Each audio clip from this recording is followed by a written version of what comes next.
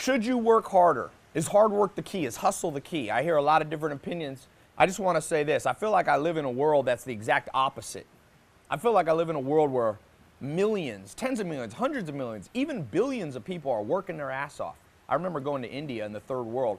People wake up at dawn and work till dusk picking aluminum out of trash heaps. Should they work harder to get ahead? I'll tell you a true story. Growing up, I played basketball at a school, inner city, 95% non-white people in Raleigh, North Carolina. Enloe is the name of the university. And I had a friend who lived in the projects. His name was Leon Champion. Rest in peace, Leon. He died in prison after I graduated high school. But it's a sad story. I never, I didn't grow up rich, but we always had food.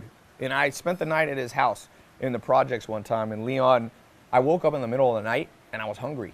I was probably 17 years old, hungry. I go down to his refrigerator, everybody's asleep.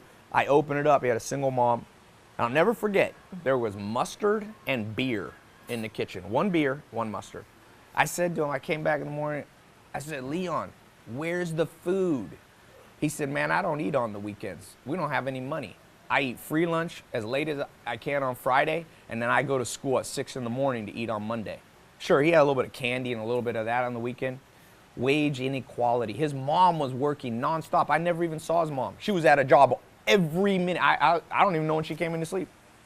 So don't tell me I should have just gone to her and said to Leon's mom, oh, work harder, work harder, work harder, hustle. Hey, you ain't hustling. No, someone should have educated her. Some entrepreneur should have reached down from their multi-million-dollar empire and said, let me take you under my wing. A guy came to me, a homeless kid. His name is Chris Lopez. I put some videos. This was about 2 years ago. Showed up, knocked on my door at my Hollywood Hills house. He said, Ty, everybody's dead in my family except my grandfather. I'm homeless. I walked from Compton, Long Beach. He walked to Hollywood. I said, how long did it take? I think he said 7 hours. So I think he took the bus a little bit. He said, will you help me, Ty? And I didn't know this guy. I didn't know if he had a criminal record. I didn't know whatever.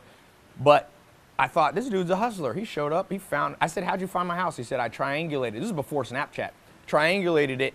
I walked for hours up here in the hills, and I finally found it. So I took him under my wing. And he worked for me. I told him at first, I'm just going to hire you for a little while. This is not a long-term thing.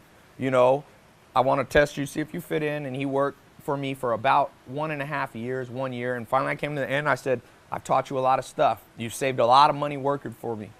So he had saved up enough to get a motorcycle and have money in the bank. He was taking care of his grandfather, who was like 80 or 90. They were no longer homeless. And it's not me bragging. I'm just showing you what leverage can do when you reach out and help people, all you entrepreneurs. And Chris Lopez kind of disappeared. All right, it was the last day. We sent him off. Thanks for being here. About 6 months ago, I was in the Las Vegas airport. Who comes around the corner when I get out of there? Just walking by, Chris Lopez. He came up to me. I recorded a video. I've released it a long time ago. He said, he said, Ty, man, I want to thank you. You showed me how to do real estate. Give me some just general financial tips.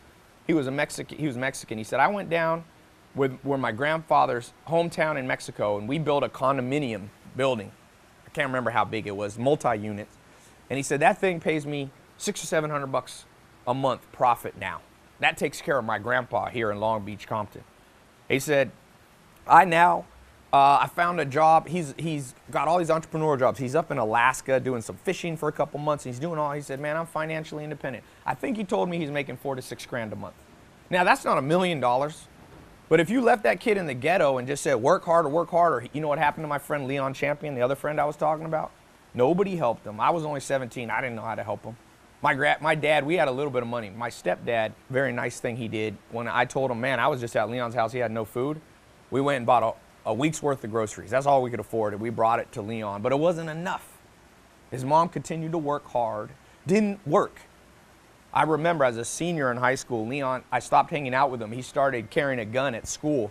He started dealing coke. And I was an athlete. I didn't want to get involved in that. We were acquaintances.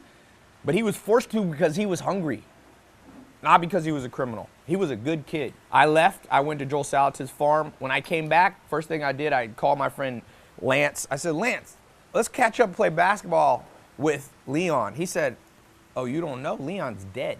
So what happened? He said, man, he got caught. for selling drugs. He got put in prison, and Leon was diabetic.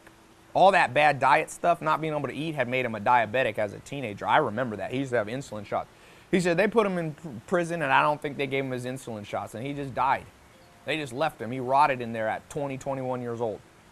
So that's the world where you just tell the mom to work harder and hustle. Don't give me that fucking shit. It pisses me off.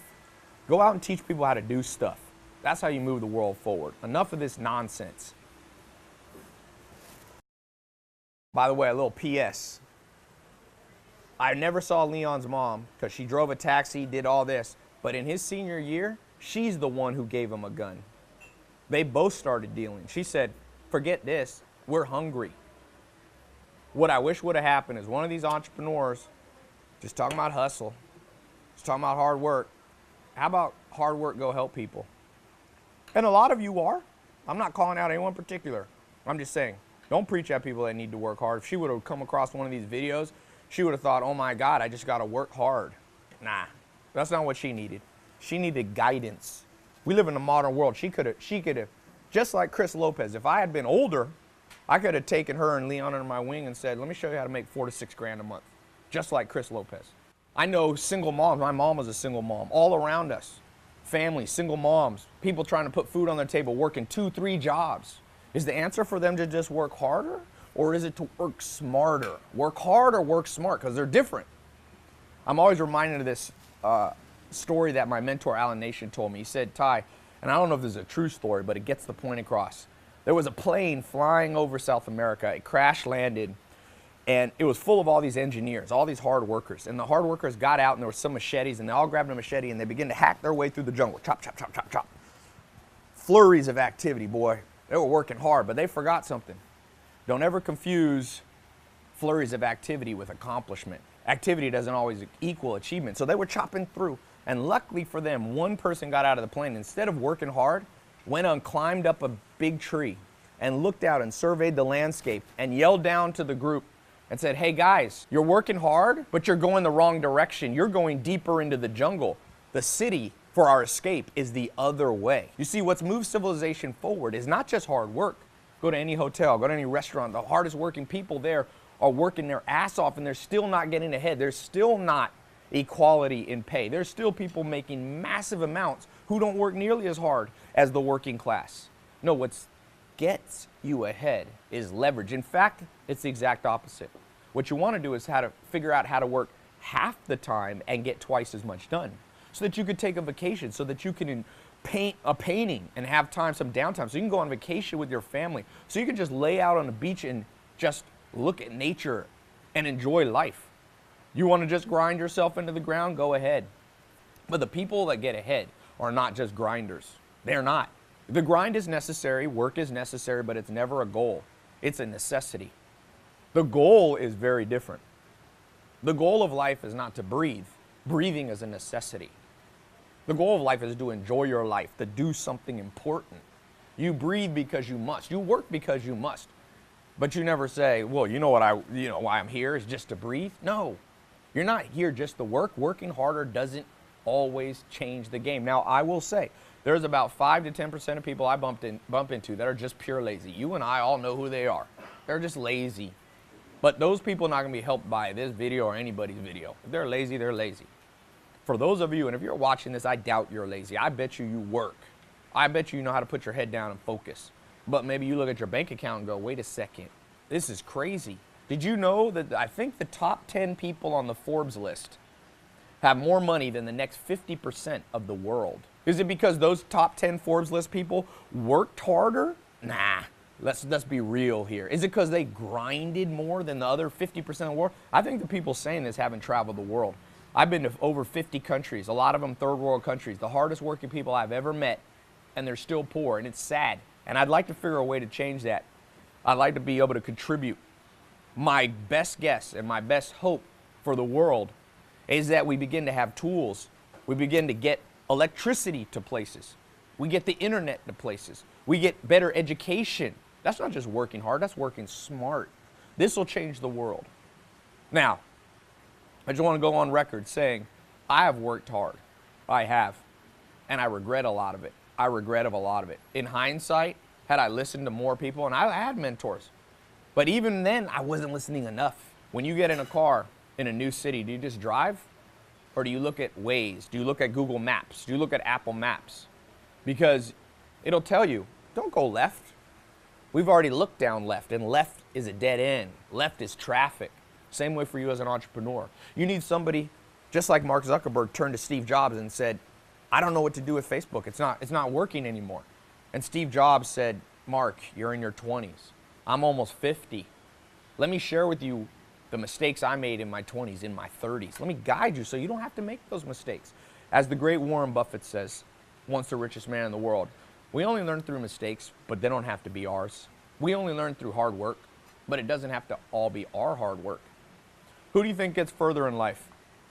Who do you think gets to the point A to point B faster? Somebody who runs real fast, really fast. Usain Bolt, he can run 28 miles an hour, I think. Or an out of shape person who has a car. One has a tool, one works hard. Who would you bet on in a fight? Somebody with a stick or somebody with a gun? Who would you want defending you? One might be really strong with really big muscles. It'll be like that Indiana Jones movie. The guy had the sword, and Indiana Jones watched the guy do all the sword stuff, and then he just went, boop, because he had a tool. What's your gun? And I'm not talking about literally guns. I'm saying, what's your tool? What's going to get you ahead? What's helped me? I'm probably not smarter than you. I probably didn't work harder than you. I found some mentors when the internet first came out, and they showed me how to use Google Ads. I sat in a little room in Raleigh, North Carolina, and I reached the entire United States from a little interface. It helped me go from 0 to 6 figures. How do you explain that? Was I working harder than you? I don't think so. I was working smarter than some people, but it wasn't even my smarts. I can't even take the credit. I was taking the smarts from a guy named Corey Rudel. Joel Salatin helped me. Gary Townsend helped me. Alan Nation helped me. Joel Salatin at age 19 changed my life. Most important people in my life were not the ones who made me work harder, although Joel did expect hard work.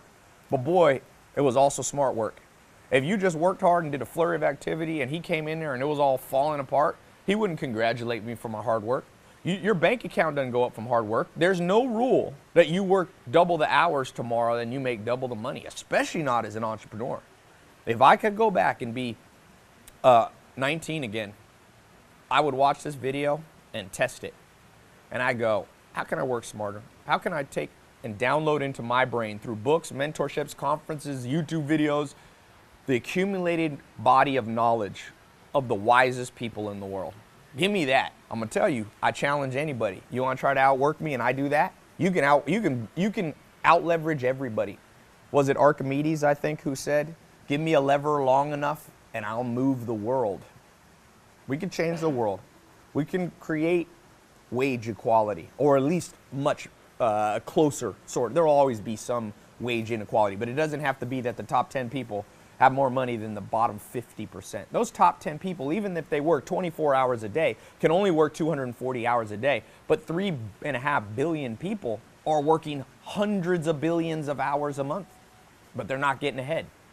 It's a sad world. It will be education, it will be technology, it will be mentors. This is what will move the world forward. I'm not talking about personal wealth for me or personal wealth for you, even though that will be included. I'm talking about wealth for the world. I'm talking about a world where you can walk down the streets and no one's shooting at anybody because everybody has enough. The only people who shoot at people are people who don't have enough for the most part. There's a few psychopaths. Almost all crime is rooted in not having enough.